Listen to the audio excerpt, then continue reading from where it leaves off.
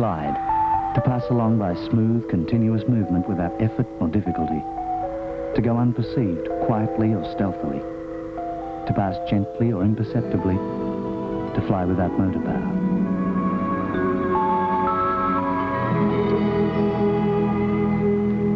Waikerie, South Australia. To this hot and barren corner of the earth, 67 of the world's finest glider pilots have journeyed from 22 countries to decide who shall have the title, champion of the world.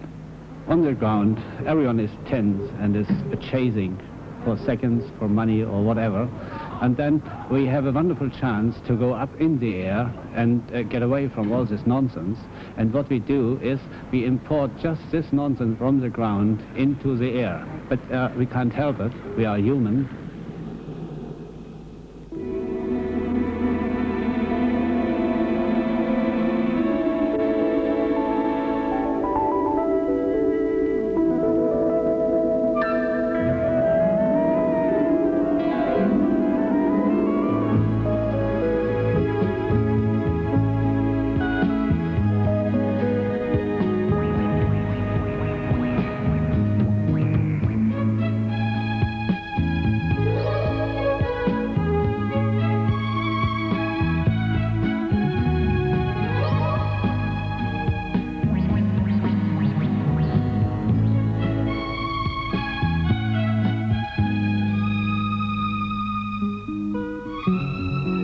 Time in history, the skies of the Southern Hemisphere will be the arena for a world championship. With their sailplanes and their crews, with their plans and hopes, the pilots have travelled half the world to do battle. Students, teachers, chocolate makers, dentists and plastic surgeons. In style and temperament there are no two alike, but in two things there is one. They want to fly, and they want to do it better than anyone else in the world. The style I use is basically a very forceful driving style anyway. I go pretty fast and I don't fool around. I fly the best if I forget about competitions and just fly in a leisurely and normal way. Thomas Belts, college student from Miami, Florida. At 22 years of age, Belts is the youngest competitor at Waikerie. To Belts, competitive gliding is a special kind of gamble. Good luck? He doesn't need it. Bad luck? He doesn't want to know about it. If you're riding a bicycle and Joe beside you is riding a bicycle, you want to see if you can beat Joe down the next block. So you say, Joe, do you want to race? If Joe doesn't want to race, you say, well, that means I could beat you anyway, so there's no competition. Adele Orsi is the open class champion of Italy and the only female competitor at Waikerie. It's not very important to win. I just like gliding and gliding with friends. Frenchman Francois Rigaud. In competition, I fly for fun. It's so fun to fly in competition. It's not necessary to win. Well, basically, the only reason I'm here is to win. As contest day one approaches, nerves become tense, leading to small errors in judgment. And so the questions mount. Am I ready? Who do I need to watch? Who's watching me? How hard should I push? How can I play it cool when I've just landed with my damn wheel up? There are two classes of sailplane competing at Waikerie. The standard class, which is designed to a specific racing formula, and the open class, which allows performance-boosting modifications. The rules are quite simple. Take off from point A, fly to points B and C, photograph them with the cockpit camera to prove that you've been there, and return to point A. Do all of this as quickly as possible. Each day a different task is set. For the fastest man, 1,000 points. For the others, a percentage of that 1,000, depending on their relative time.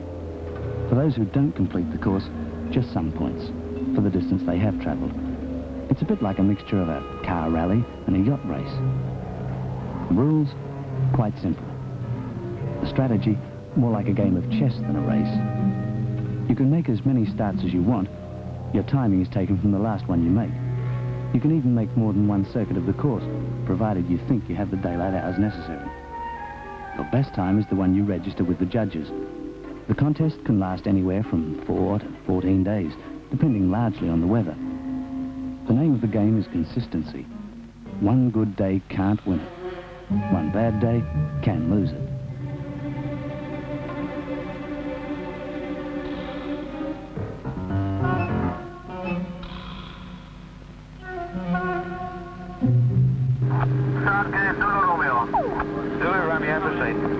start line. 1 square kilometre of airspace. One very closely watched square kilometre. If you go through too high, too low or too wide, you'll be told to go back and start again. From the time you hear good start, your race is on. Romeo, good start. Golf Alpha, negative, high. 1-9er, good start. In planning rooms, and radio rooms, in computer rooms and dark rooms, the watchdogs are at work. 7-1, good start. Start gate, Romeo Bravo. Romeo Bravo, proceed.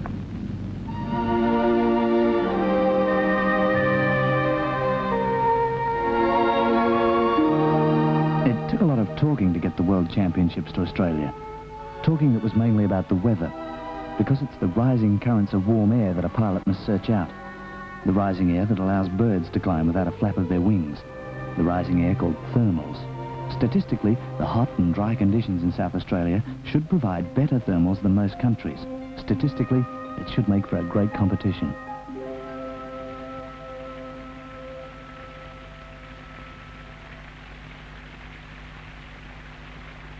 January 12th. Officially the first day of competition, ironically, the first day of rain. No task is set. The following day, no change. Waikerie weather is not what it should be.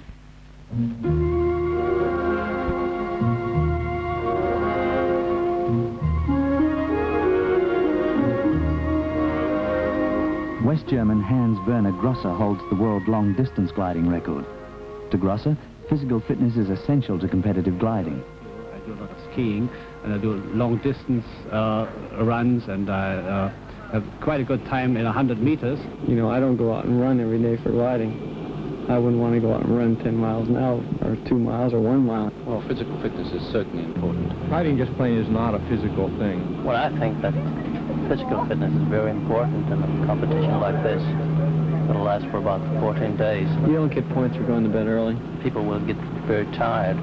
You know, you don't get points for staying sober or anything. You get points for when you start flying your race till you end. I do everything kind of by feel, by the way it looks. In other words, once I get within 15 miles, or once I get within eye view of the airport, I eyeball it the rest of the way. I do it by feel, by the way it looks. I eyeball it. If he does it visually, he's very clever. He accepts the fact that he's got a lot to learn, but he's also got that cockiness of youth, which gives you that extra burst of energy and that extra enthusiasm. After 4 years of planning, the administrators are anxious to get their first World Championship underway.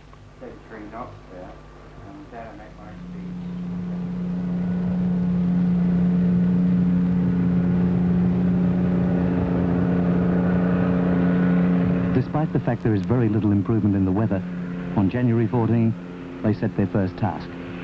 67 gliders are launched, and 67 gliders fail to complete the course and have to be retrieved. Weary crews will spend the night spread over the countryside, retrieving their pilots, taking the glider apart, putting it in the trailer, and bringing it home. Then there'll be time for 20 minutes sleep. It's really quite a lot of fun, provided you love it.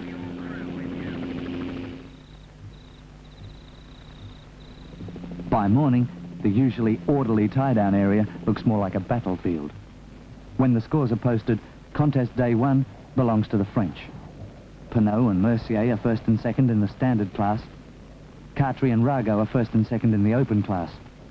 A disastrous first day for Waikerie is a great day for France. George Moffat from the USA. World champion in 1970, the 46-year-old New Jersey schoolteacher is highly favored to win again. When thermals are very strong, the heavier your aircraft, the faster you fly. To be able to adjust their weight to the varying weather conditions, sailplanes carry water ballast. To conform to aircraft regulations, the designers must register the maximum weight of ballast for which their aircraft has been safety tested. The open class favorite makes no secret of the fact that he is increasing his plane's capacity to carry extra ballast. In so doing, he opens more than his wings. In the past, as long as I've been flying, there's always been a rule saying you had to fly within the certified gross weight of the aircraft, but in actual practice, no one's ever paid the slightest attention. Any glider flying here should be operating within the airworthiness requirements of a contracting country.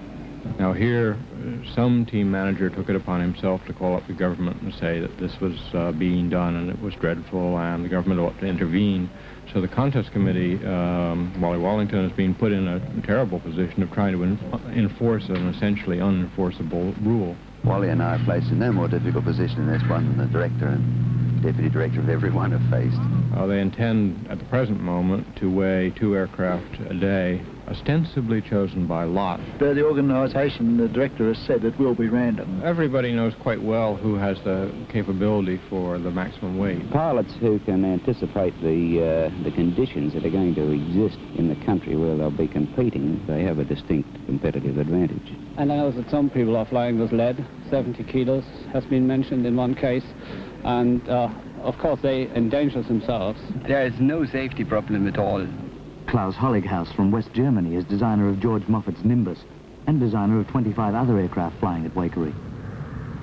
The designer, after all, he's in business to sell gliders.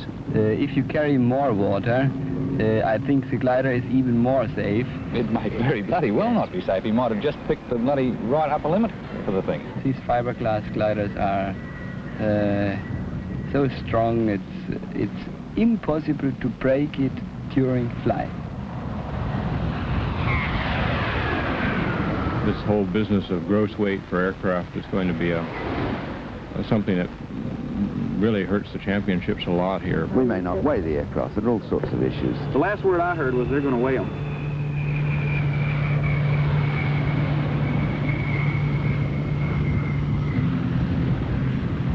Contest day 3, the first booming day. Lift conditions are strong and you need all the weight you can get.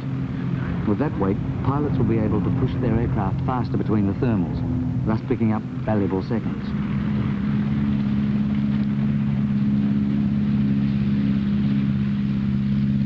The one thought uppermost in all pilots' minds is, whose aircraft will the marshals weigh this morning?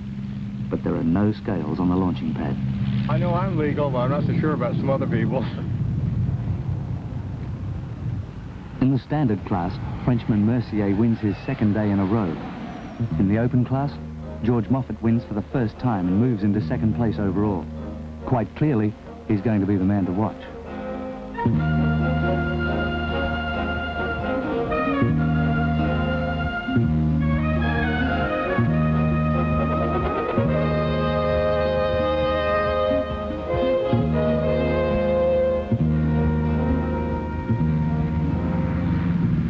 Contest day 5. Moffat wins again and takes the lead in the open class from Grosser and Rago. In the standard class, Frenchman Mercier still leads from New Zealander Gordon and Englishman Fitchett. Michael Kuhn of Mexico is the only pilot who has not yet made it back. For each man in the air, a crew of 3 on the ground. A very hard-working crew, whose job it is to keep their pilot where they would dearly love to be themselves, in the air and competing. I'd give a lot for a damn female 11-pin connector right now. Why do we need However, the degree to which a ground crew contributes to the result is a matter of opinion. And opinions, like the pilots who have them, are not always alike. The fundamental aspect of the sport is that it is an individual sport. No, it's not. It's a team effort. Soaring competition is really a one-man thing. It is a team effort, definitely. I would say it's basically a one-man game. It is a team effort. No, it's almost totally individual. No, that's not right. I don't agree with that. Without your crew, you haven't got a pilot. You haven't got an aircraft. It's a real team effort. I rely on my crews very much. In the standard class, Ingo Renner, the 33-year-old German-born Australian, is the hope of the local crowd. How do you feel? All right. You do? Good. Feeling confident? Oh, not really, but trying my best. I remember my first solo flight. The instructor told me I could go solo, and I was really happy that it was the last flight in the day because the sun was set already, and they launched me up to something like 400 meters, and I was all on my own. I saw the lights of the villages go on, and the cars on the highways, they had all the headlights on, and the stars started to shine, the moon was shining. It was beautiful, and I never forget that flight when I was all on my own for the first time. But many competitors fear the Australians' knowledge of local conditions, the lack of cloud, the lack of landmarks, the lack of almost anything. We normally have cumulus to mark the thermals. If it's blue, like it is here most days, we don't have very good conditions at all. In Italy, I always fly in mountains, and it's a completely different way of flying from a flat country. Well, I consider any familiarity with an area must be an advantage, and all the pilots flying in our team are from reasonably familiar to very familiar with the area. We get these sort of conditions sometimes in the UK, but it is more difficult when there are no clouds to show you where the thermals are. You just have to press on and hope you hit a thermal. The mere fact of not having to pick up a map and look at it must be some advantage. The statistics of the previous World Championships show that local knowledge doesn't bear much weight.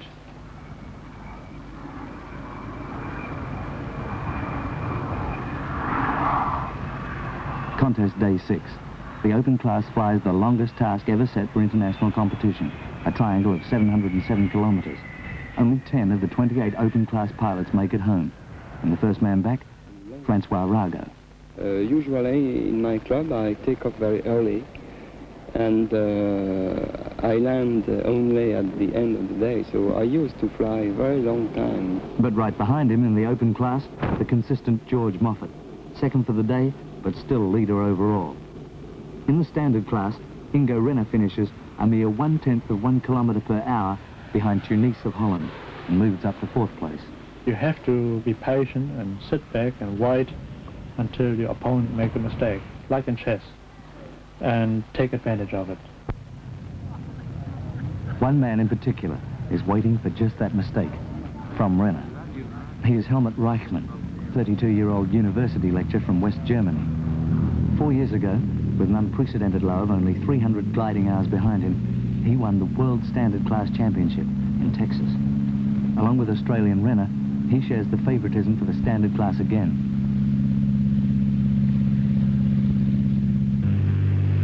Despite his slow start in the competition, he's by no means to be discounted, but he knows full well that consistency is the name of the game. The enjoyment is a big part of that gliding too, because if one enjoys flying, also in a championship, one is freer in one's decisions, and being free in the decisions normally makes decisions clearer, better and more accurate. This is Hildy Reichmann. In the morning I'm a teacher, and in the afternoon I'm a mother, because I've got 2 children, and in the evening I'm wife, and all weekends I'm a group member.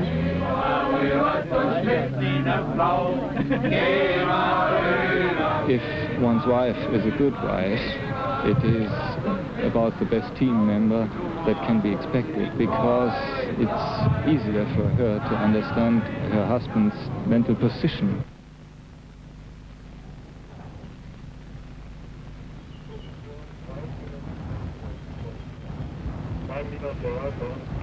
Meine Position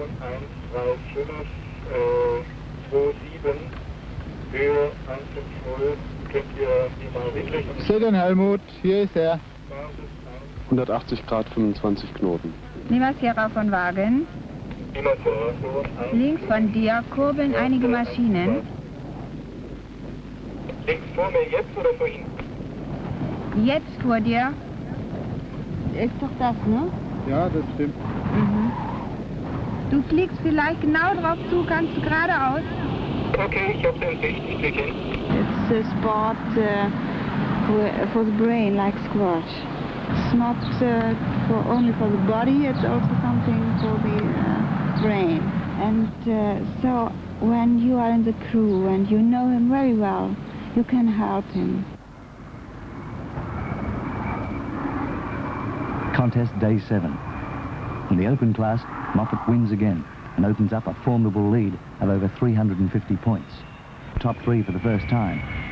The question now remains, can the Frenchman fly well enough over the remaining days of the competition to fight his way back to be amongst the leaders? West German Grosser struggles with the very weak conditions, makes it back at last light to gain not only the admiration of the crowd, but also enough points to hold on to second place.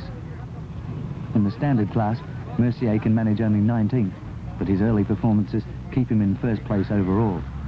He's now been in the lead for 6 days straight.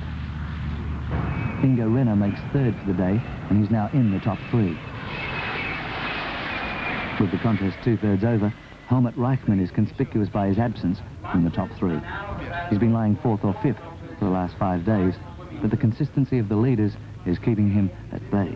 The best thing to get into a world championship is not to be regarded as one who may be first afterwards.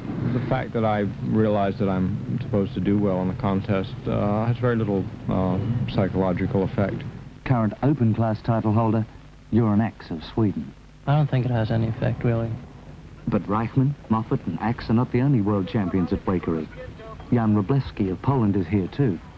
Current standard class champion of the world and the former open class champion, he's the holder of gliding's most cherished honor, the Lilienthal Award. But Jan Wroblewski is not competing. I have finished competitive flying, thinking that what I have achieved is everything that can be achieved. It's hard for someone to choose the moment of ending what you may call a sporting career. I consider it's better to step down from the pinnacle undefeated, rather than later get humiliated in defeat. Competition flying is very expensive, even in the communist country where he comes from. Having to fly 700 hours a year to stay current, like they do over there, that means that in this 700 hours he can't earn money. He has a young family now and wants to look after. It's his own private decision to look after his family. Ted Ramiak is the manager of the Polish team. As I have said before, it doesn't take a lot of time to synchronize their flying. I've actually devoted half of my life, although I'm not very old, to gliding. I started when I was very young, barely 15 years of age. It was part of my life, and actually still is, simply being, spending all the time in the air. I feel it is my place. It feels beautiful up there, and that's an oversimplification really, like a bird in the air, a fish in water. Cooperation, individualists, family pressures, government directives, and one-man goals. The Polish champion is not saying, but it's obvious. His heart is in the blue skies over Waikerie. Whatever the real reasons, Jan Wroblewski flies aerobatics for the crowd, whilst 39 of the world's best pilots are fighting for his title, a title he will not or cannot defend.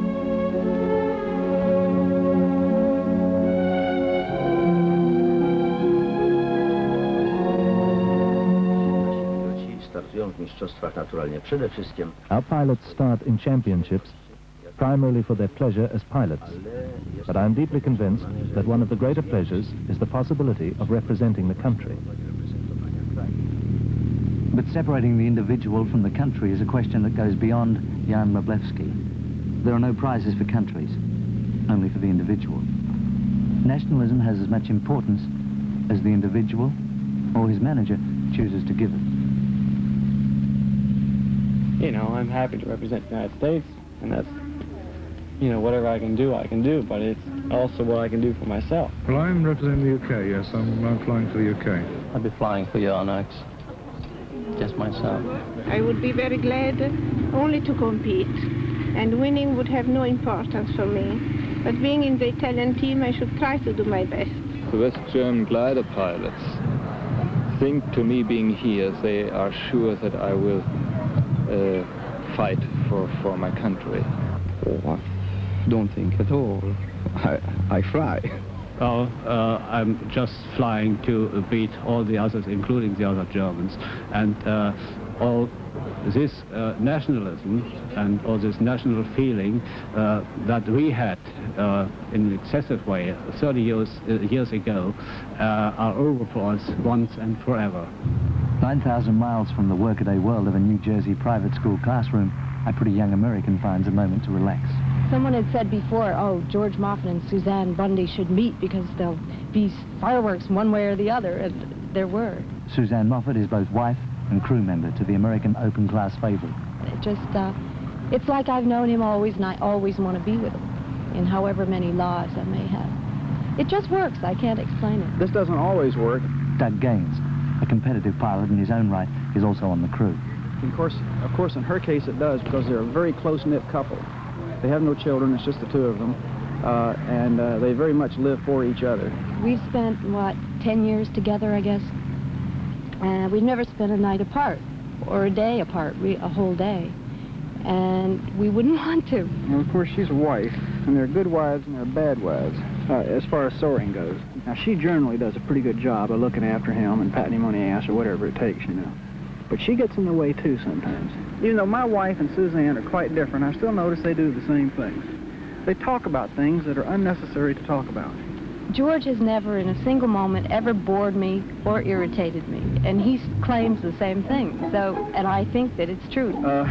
How to say it? Okay, a bunch of men get together. You've got a nasty job to do.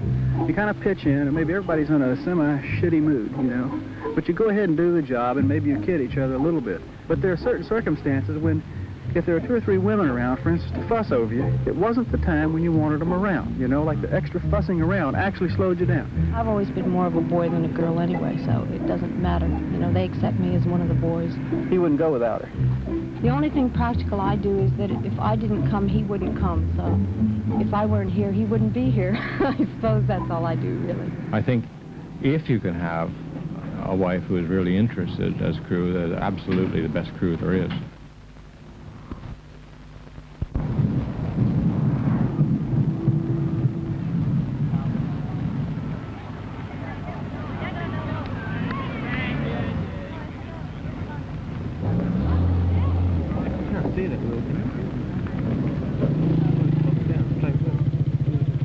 But the day belongs to Brenner.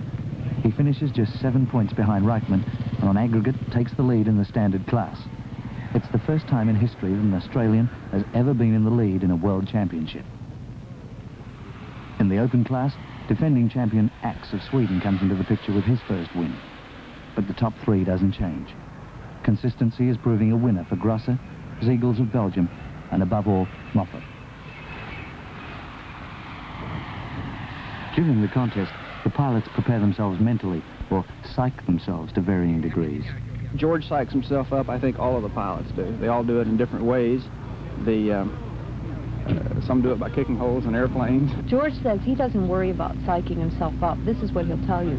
For me, it's absolutely automatic. Show me a starting line, I'm psyched up. I think he does it in a low-key kind of way, but he doesn't try this psych-up thing. Some of them do. I think Hans Verden does. No, I never do that. I don't believe in what some people call psyching yourself up to be a winner. I think that's really rubbish. Yes, you've got to get yourself into an equable state of mind, certainly. Oh, the problem is not to prepare myself, but the problem is to prepare the glider. My problem is just to calm down. People do tend to get very much on edge. They tend to be a little bit edgy with each other in things they do and say. 67 gliders at Waikerie, and 66 of them are white. The Finnish standard class entrant, FN, or Foxtrot November, is not only distinguished by its defiance of the colour uniform, it is the first competitive design to take advantage of a loophole in the standard class regulations, its wing flaps. According to some, this should increase performance by up to 20%. According to some, this will set the precedent for future standard class design. According to others, the young Finn at the controls lacks the sophistication of his sailplane and should be better placed in the competition. In any event, the bright yellow craft attracts the attention of the crowd and the scrutiny of the engineers.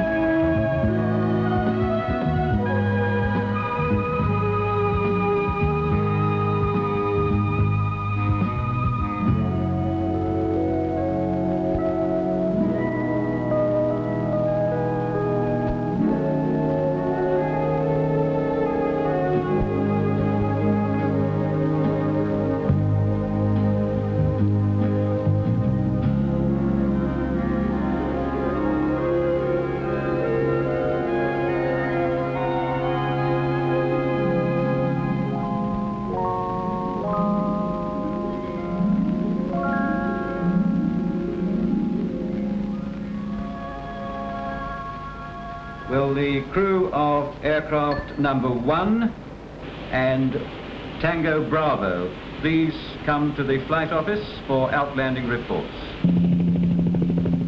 Tango Bravo. Tom Belts finds out what it's like to view a wheat field from ground level.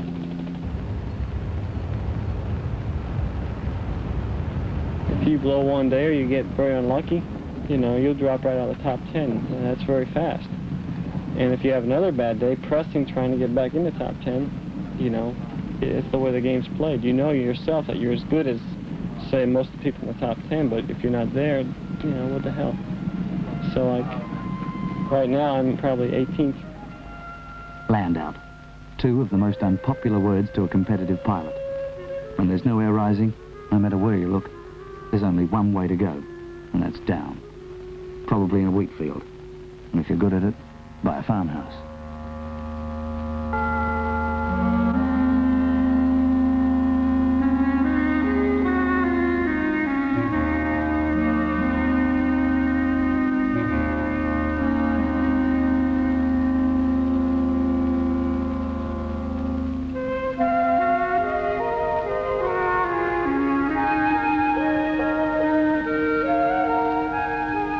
For Belts, the meaning of the phrase "one bad day can lose it" becomes a reality. It's the luck of the game. And as his sailplane is towed back to the airfield, the scoreboard tells its own story.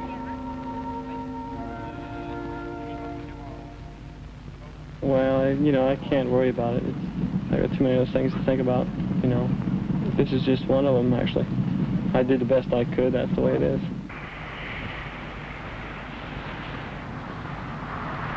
Contest day 9. In the open class, Uran Axe wins his 2nd day in a row, and he's now only 2 points from the top 3. But the consistency of Moffat continues. He finishes 3rd for the day and increases his lead overall to almost 450 points. It seems he only has to stay in the air to stay in front.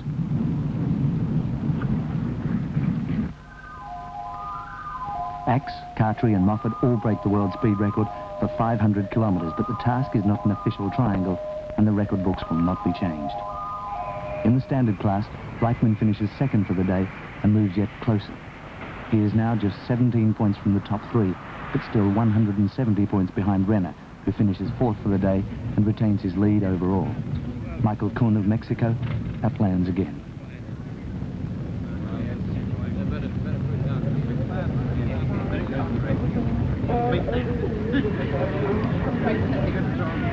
On Thursday afternoon, an order pilot will be available to advise on ticketing and reservation problems. On the ground, amidst the dust and the heat, the crews toil on, pushing harder and harder.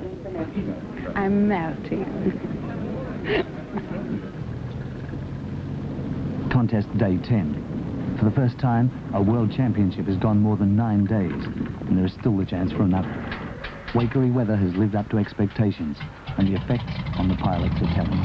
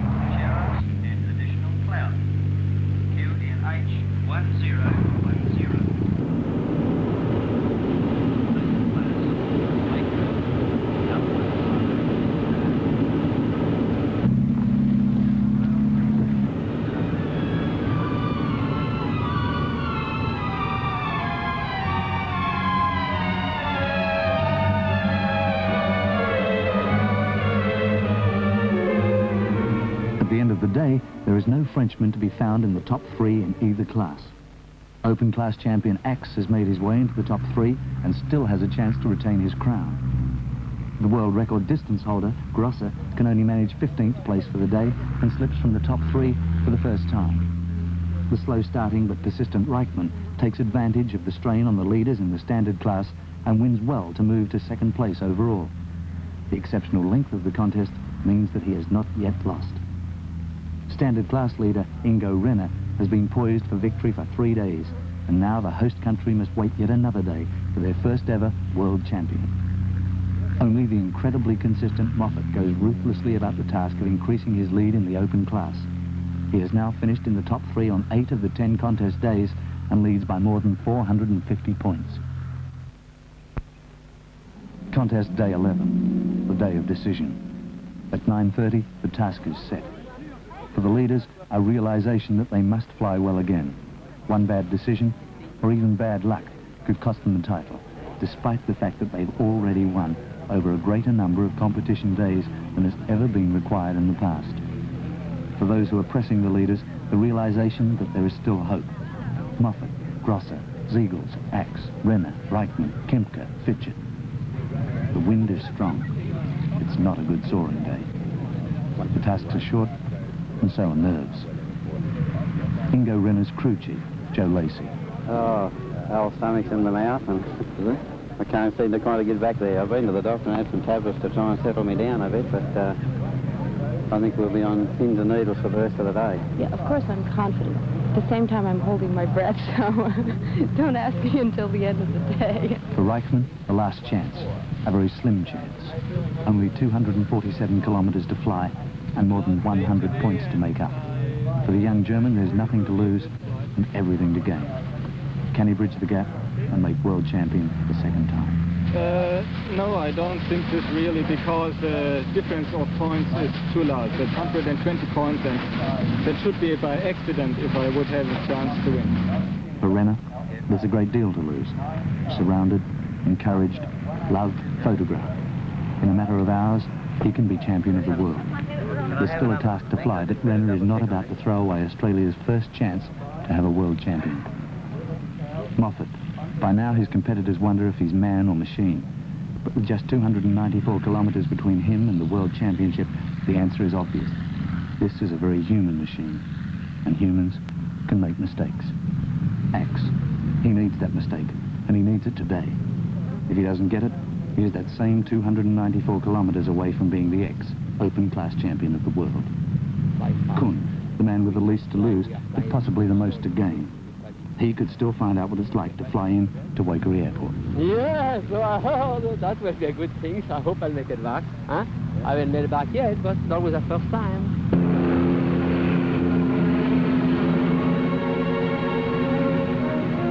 For the 11th day, the world's best pilots are towed into the sky, and it seems there is nothing left now but to wait. But that assumption is the first wrong thing about contest day 11. Within minutes of being launched, Zulu Romeo is on approach to touchdown in the relight area. Ingo Renner is coming down. His dive brakes have developed a malfunction.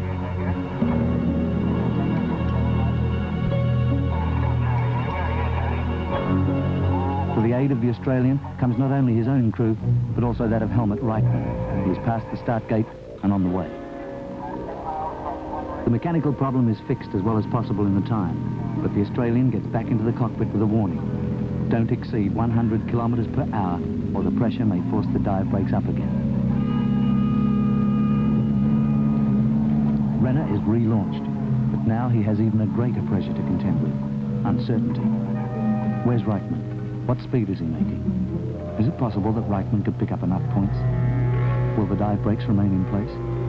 What speed is necessary to ensure enough points? Why did it happen today? Why today? Reichmann has gone through the start gate at 1:39 and is well on the way to the first turn point.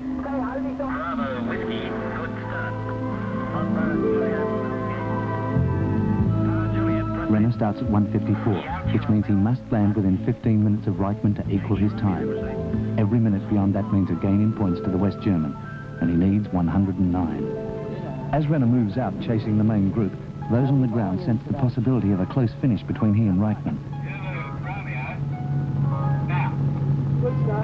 pretty important to get the job done as quickly as possible, and we were just fortunate that the German team had one member that knows the cirrus inside out, works for Klaus Hollinghaus. At 4:10, Reichmann's prototype LS2 lands, averaging 106.2 kilometers per hour. It's good, but is it good enough? How far behind is Renner? There's still time for a second run if he wants, and there's nothing to lose.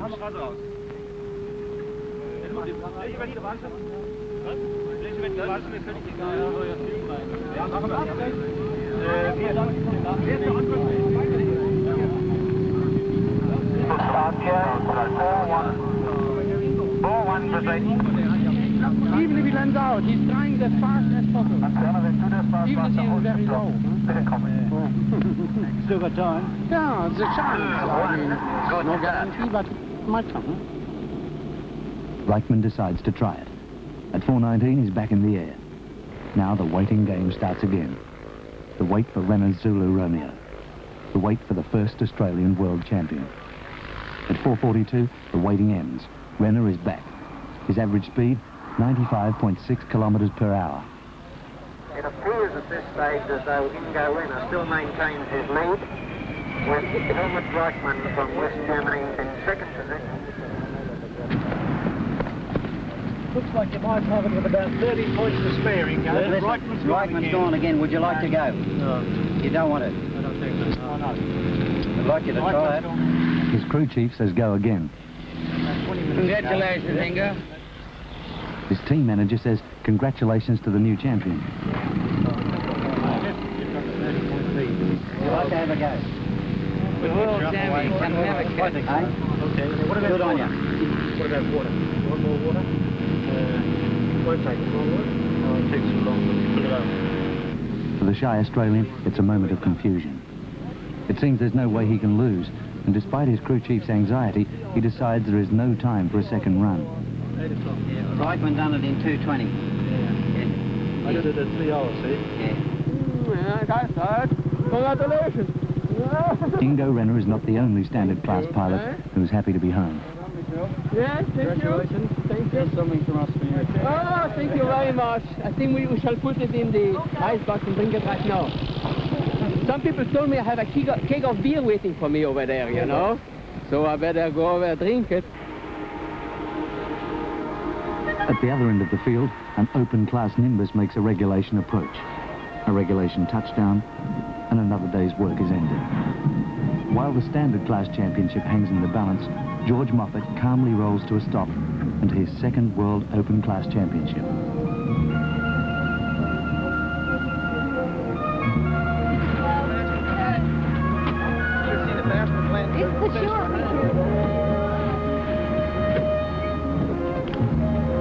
For Moffat, a fitting conclusion to 11 days of precision flying.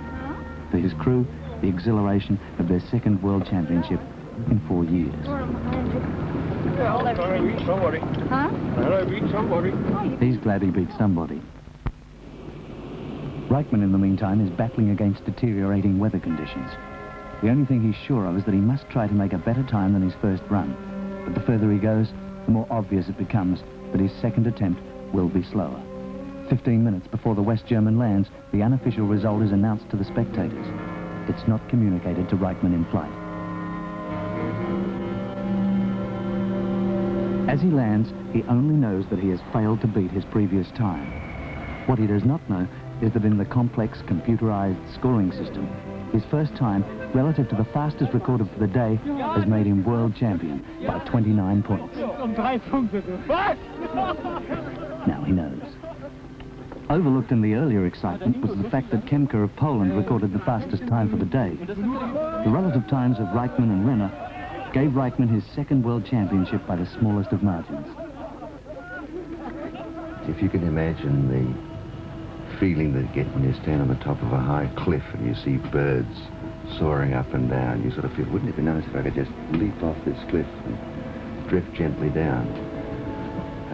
It's the feeling of wanting to get airborne. I've felt like that since I was about 12 years old. If you just want to fly the damn thing around the sky, that's one thing, but if you want to race it, a glider is quite an interesting item. We can more or less see ourselves as explorers who try to rub away the white spots on the map. Competitive spirit, and it's the friendly get-together spirit when one's landed and in the bar afterwards. Gliding is like being, as when you leave, it has that kind of breathless feeling of, you know, joy, freedom kind of thing. It's a certain feeling of freeness, especially if you fly over a very crowded street with a lot of cars. He's not enjoying it. There's no way he's enjoying it, because a competition pilot is not even thinking about the beauty of the thing anymore. He's slamming that airplane around. He's forcing it to do what he wants it to do. Gliding is a question of finding your way around an invisible geography. The sky, the land, the wind, everything is attempting to give you information all the time. And the most important single thing is to open yourself up to what it's trying to tell you. To pass along by smooth and continuous movement, without effort or difficulty. To go unperceived, quietly or stealthily. To pass gently. To fly without motor power. To glide.